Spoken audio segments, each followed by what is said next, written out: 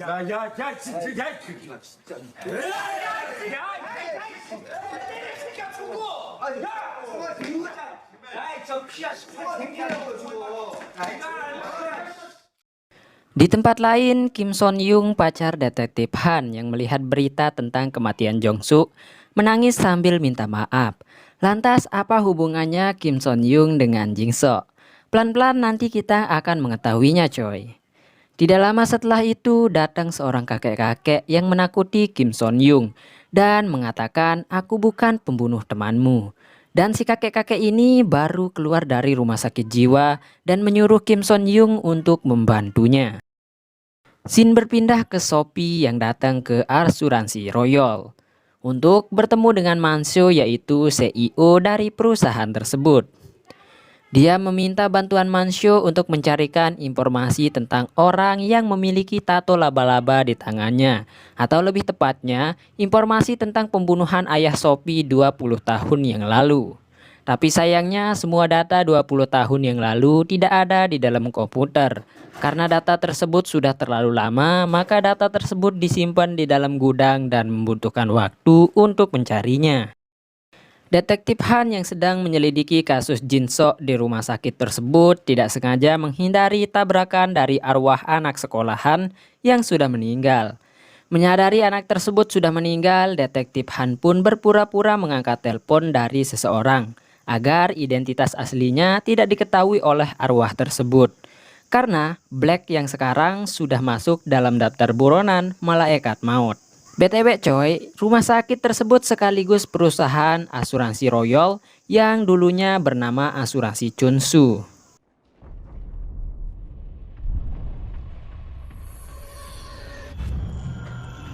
뭐야? 너 지금 나 피한 거야? 아, 예. 예, 병원입니다. 예.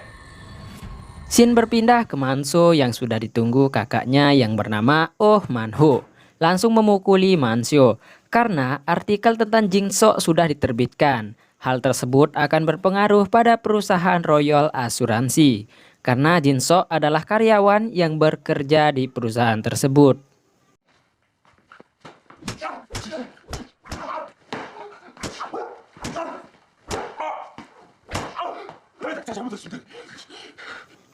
Setelah Manso melihat resume dari Jin Sok, dia pun teringat di mana pada saat itu Sophie yang ditahan karena insiden pesawat memberitahu orang-orang bahwa Jin Sok akan segera mati. Manso yang baru menyadari perkataan Sophie pada saat itu adalah benar, dia pun langsung datang ke rumah Sophie dan mengajak Sophie untuk bekerja sama. Tapi sayangnya dengan bayaran berapapun yang ditawarkan Manso, Sophie pun tetap menolak tawaran tersebut. Di kantor polisi, para detektif termasuk detektif Han disuruh untuk menelpon semua nomor dari riwayat panggilan Jin Sok. Dan dengan gobloknya detektif Han yang melakukan panggilan, dia langsung bertanya seperti ini coy. 너 한진숙 죽였지? 솔직히 말해 죽였지? 뭐야? 왜 욕을 하는 거야 이 미개하고 저질스러운 인간들? Setelah itu, tanpa disengaja dia mendapatkan nomor yang ada di dalam daftar tersebut adalah nomor Kim Son Yung, pacarnya detektif Han. Detektif Guang dan detektif Han pun bertemu dengan Kim Son Yung untuk meminta keterangan tentang Jin Sok, korban pembunuhan lemari es. Namun, detektif Han dan detektif Guang pun tidak menemukan petunjuk apapun. Di tempat lain, Manso yang sudah menemukan informasi yang dibutuhkan Sophie, ia pun datang ke rumah Sophie untuk memberikannya kepada Sophie. Dengan syarat Sophie harus bekerja sama dengan Manso, yaitu Sophie harus mencari tahu siapakah klien-klien asuransi Royal yang diikuti bayangan hitam dan mencegah klien tersebut agar tidak mati. Setelah itu, Mansio akan memberikan informasi yang Sophie butuhkan. Karena tidak ada pilihan lain, Sophie pun setuju dengan kerjasama yang ditawarkan oleh Mansio.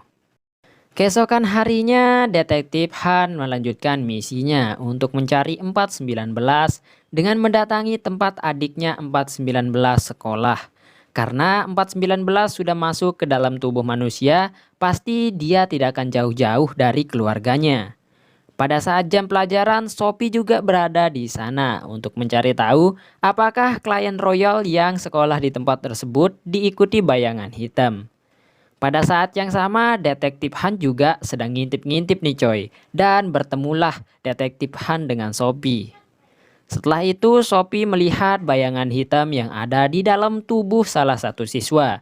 Itu artinya ada jiwa lain yang menggunakan tubuh siswa tersebut.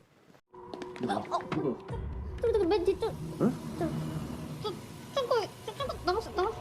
네. Detektif Han yang penasaran menyuruh Sophie untuk memberitahunya. Setelah itu, di tempat lain, Detektif Han menyuruh arwah yang ada di dalam tubuh siswa tersebut keluar. Namun, karena ngeyel, arwah tersebut tidak mau keluar. Detektif Han akan menembak tubuh tersebut. Sehingga kalau tubuh kedua yang digunakan arwah tersebut mati, maka semua ingatan arwah tersebut akan hilang. Karena hal itu, arwah itu pun keluar dari tubuh siswa tersebut.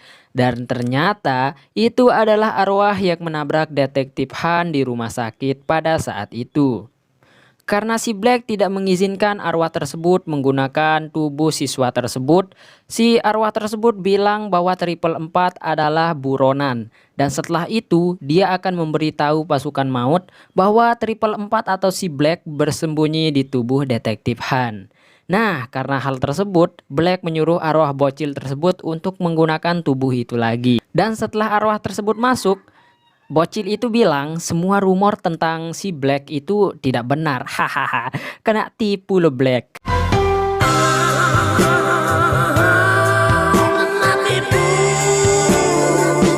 Karena hal tersebut, ya dilemparlah si bocil ke bawah coy.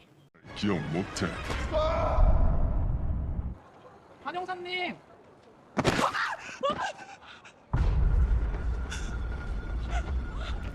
Malam harinya di rumah Detektif Han, Malaikat 007 menangis. Dan ternyata dia nangis karena nonton film drama juga coy. Waduh, parah nih malaikat. Ternyata dia juga nonton film drama coy. Tidak lama setelah itu, Detektif Han pun pulang dan memberitahu 007 bahwa dia akan memanfaatkan matanya Sophie untuk mencari 419 dan film pun bersambung. Lanjut ke next part. 그럼 내 앞에 딱 붙어 있어. 내 껌딱지하라고. 지금부터 너 내 눈이 돼줘야겠어.